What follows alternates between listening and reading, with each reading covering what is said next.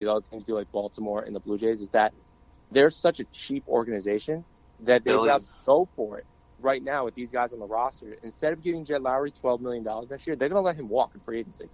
He is basically a rental for them. They're using him as a rental. So they're like, well, let's bring in a couple guys for these list of prospects that we have.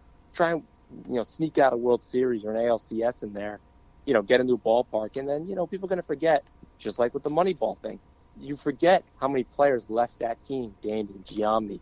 You see these players like, oh, yeah, people forgot about them because they turned around to be okay for the next couple of years. The same thing's going to happen this year. They're going to lose Jed Lowry. They're not going to re-sign him. Well, what's his market, though? I mean, I don't think he's much more than a Mitch Moreland 2-year deal type guy. His market value on Sport Tech is exactly a 2-year deal, but it's worth $16 million a year. Okay. Well, I mean... Is he worth more than Scooter Gennett? Well, no. But only in the short term, if anything. Yeah. I mean, Gannett's going to be the next big thing, but I'm pretty sure he's under... I'm looking it up right now. Yeah, he's under arbitration again next year. He only makes 5.7, so he'll probably go up to like $7 million next year. After that, he'll get paid. I think he's worth more than Lowry, but, just contract-wise, he won't be for a couple of years. He's better, though. I mean, he's back only going to be UFA. Back to Toronto real quick. Their like, infield of the future looks phenomenal. Like, think about this. You'll have Guerrero at third. You'll have Bichette at short. And then you have Gurriel, who just tore us up for a series, basically, at second base. I mean, that's a pretty good look. Yeah, and they got Teoscar Hernandez in the outfield. They got Gold Glove candidate in center field, and they just need to get rid of one of the worst catchers of all time now. Although he was a power hitting catcher before, I get that. People one of my favorite home runs in baseball history off of Cueto. Yeah, he's had some big moments, and he's a good player. It's just that he was a good player. 35-year-old Russell Martin is atrocious, and you have him next year for $20 million. He's batting 172 this year, and he's played 62 games. That's bad. It's really bad. It's what we thought Sandy was 2 months ago. Yeah, it's true. And the funny part is Russell Martin, has been on the down, average-wise the last 4 years. He batted in 2015 to 2018 in order. 240, 231, 221, and now 172. Yes. His home runs have gone down from 23, 20, 13, and now 6. So he's just lost it everywhere. He's not even like all right, yeah, he'll hit 20 home runs and bat 200 for you. He's going to bat 200 and hit 10 home runs. All right, so here's a question. Okay, so if I give you 3 relievers, tell me in order which one you think has the highest demand. Okay. Okay. Iglesias, Familia, Hand. Did you say Hand, the last one? Yeah. Okay. Are we throwing like contract, everything out the window? It's just straight demand. Oh, straight demand? I mean, I would assume Brad Hand because he's number one. Is number one. And then I would say Iglesias and Familia. But I think just straight demand-wise because of how you can work it, it's Familia because he's the easiest to get. I don't think he has a contract next year. And if he does it small, he's on a bad team that would take anything. I think he's the easiest to get. But he's not the highest in demand, though. Yeah, he's UFA next year. Dave, look up this name real quick. Look up, I think he's Joe Diekman for the Rangers. Look at his numbers real quick. They're actually pretty good. Like, that's the guy that they would probably want to look at. I'll try and find him. What about Iglesias, though? I thought he was a free agent after the season. I feel like he's going to want a lot of money, though, and he's really good. He can be a closer somewhere, and I think that they're going to ask for too much, and he's a straight rental, as in, like, he's going to want, like, $13 million next year. And he's probably going to get it, so I think just the demand's too high for him. Well, like the cost. I'm just saying, like, as a rental for the rest of the year. No, I think he'd be great. I just think that he's going to, like, we don't have the prospects for it. Oh, actually, no, he's got a great contract. He's got 2 years left at $5 million after this. All right. Iglesias does? Yeah. He's going to. But I think he supersedes pretty much everything. He's 28 years old. He's under contract, so he's 30 at only $5 million. Yeah, well, that's so Familia would be the only realistic target. Yeah, Familia is very because he's not Brad Hand, he's not Iglesias, but he is good enough, and he actually started out the season really hot with that team, and he doesn't need to be your closer. He can be your eighth inning guy, seventh inning guy. Right. He'd be really good. Yeah. So that's probably where they go. And that's where we went last year when we got Reed. So, yeah. I think Diekman, Keller, I think people could take out of the Texas organization for basically nothing at this point. Diekman definitely. He doesn't have a contract next year. He only makes $2 million. He's 31 years old. He does have good numbers this year. Doesn't seem to walk a ton of guys. Especially in the last, 10, I think. They're, phenomenal. How he's trending. But, yeah, that's not a bad guy. I mean, he didn't play a lot last year. I don't know if he was hurt or anything, but... It's a sleeper option, basically. I'm telling you... Those are fine options. Those are the type of guys that you're going to see Dombrowski call up on because we don't have the prospects to go get an Iglesias, to go get a Brad Hand. We don't have it.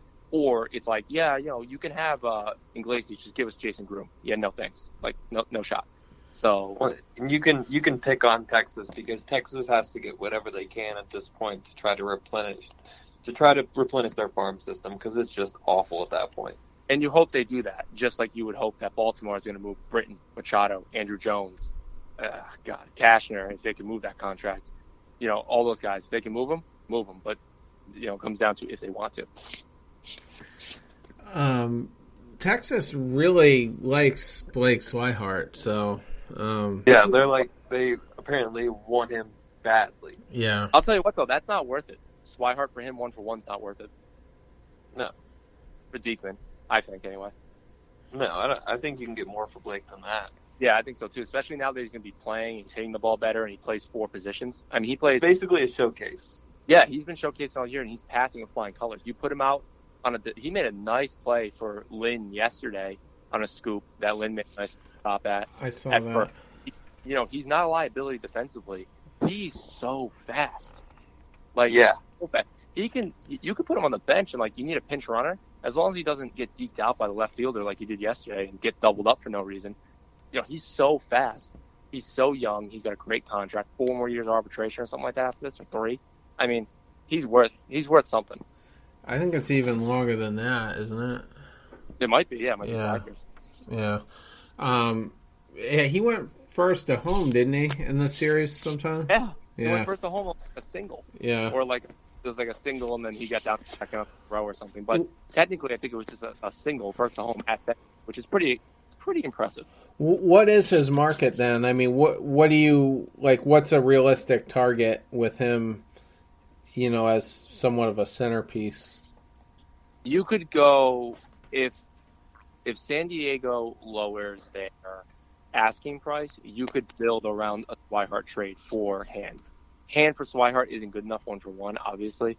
But Swihart, Chavez, and another prospect, an international prospect, maybe an international slot, some money, and then you could start talking. Familia, you could easily get Familia for Swihart 1-for-1.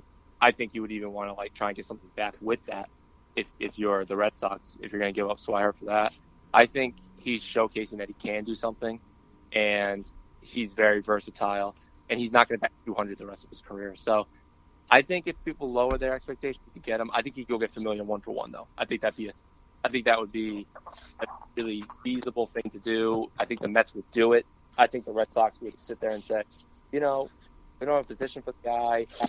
We can go sign somebody for catching. But I don't think he's going to get moved now to the whole catching situation.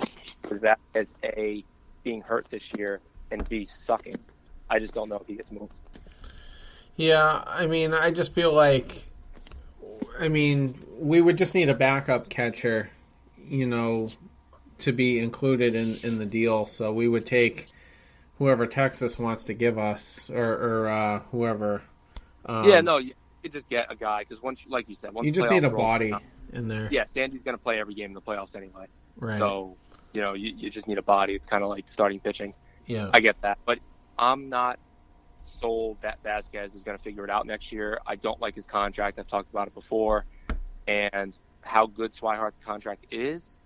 I would be more opportune to move a guy like Vasquez, especially with the contracts that we have coming up in Sale, Bogarts, and Betts. Those are the big 3 there.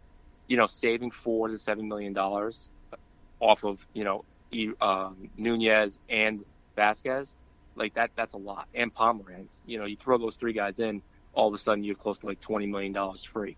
And then Hanley's $22 million comes off the books this year. All of a sudden you have $45 million free. and guys are already making 10, 7, 12. You just add it on top, you can keep everybody.